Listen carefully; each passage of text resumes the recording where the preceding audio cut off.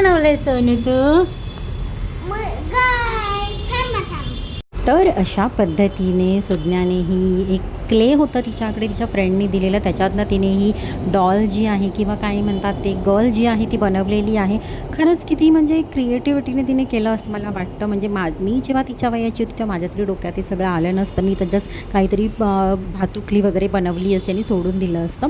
तर इथे आम्हाला संध्याकाळी गरब्याला जायचं होतं. आमच्याकडे कोजागिरी होती बिल्डिंगमध्ये, तर आम्हाला तिथे जेवण होतं. तर म्हटलं आपण एक आहे ना डाळच आपण एक बनवूया आणि त्याच्यानंतर आपल्याला संध्याकाळी तर काही जेवण बाहेरच जेवायचं आहे. तर डाळ मी तुरीची डाळ मी इथे भिजत घातलेली.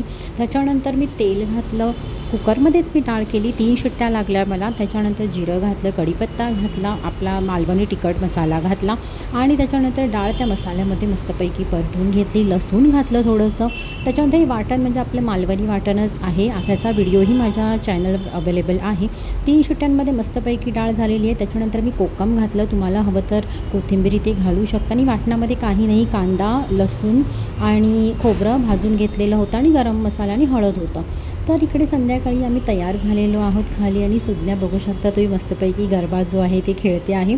वर्षातनं एकदा असं छोटे छोटे जे फेस्टिवल आहेत ते आम्ही सेलिब्रेट करत असतो बिल्डिंगमध्ये. त्याच्या निमित्ताने सगळ्यांचं एकमेकांशी भेटणं होतं. नाहीतर कसं आहे, प्रत्येकाचं लाईफ रुटीन चालू असतं, डे बाय डे ऑफिस, मुलांचे कॉलेजेस, शाळा, ट्युशन सगळं चालू असतं. त्याच्यामुळे आमचं कोणाचं भेटणं सहसा होतच नाही. त्याच्यामुळे असे जे फेस्टिवल्स असतात, जे काही क्षण असतात ते आम्ही इथे साजरे करून एकमेकाला भेटत असतो. आणि इथे आमचा रील बनवण्याचा छोटासा प्रयत्न चालू होता, पण तो फसला. आम्ही काही रील बनवली नाही, पण असा छोटासा प्रयत्न तरी नक्की केला. तशी तेवढीच आपली मज्जा.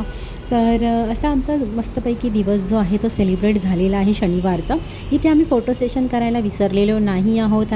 फोटोज मस्तपैकी काढून झालेले आहेत. तर चला आपण भेटूया उद्याच्या शॉर्ट्समध्ये. Bye bye.